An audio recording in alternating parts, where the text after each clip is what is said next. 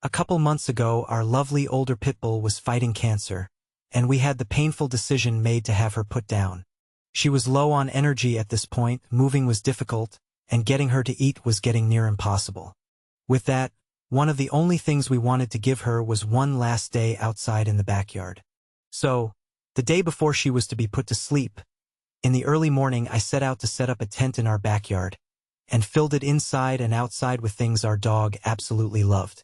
I noticed as I was setting things up, the neighbor behind us was placing sticks and leaves in their fire pit, which normally I wouldn't care at all, but the poor dog is having trouble breathing at this point. I figured it wouldn't be an imposition to let them know my current situation and asked if they could postpone the burning just for today. The wife let me know that they are just going to be burning a few things to clear their yard and it won't last very long at all, and she gave me some level of understanding about the dog. With that, she lit up the fire and the smoke billowed into my backyard. For some context, the neighbor is directly behind my property.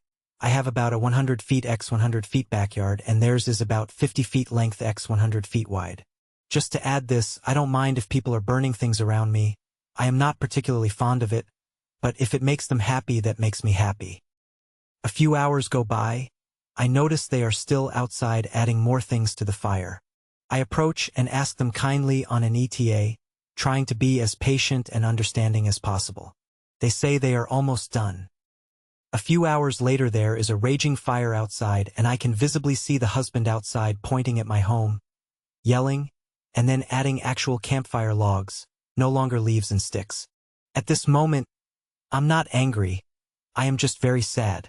Poor dog isn't going to have the last day we wanted to give her. We would take her somewhere else but don't want to stress her, so we spend the rest of the day inside.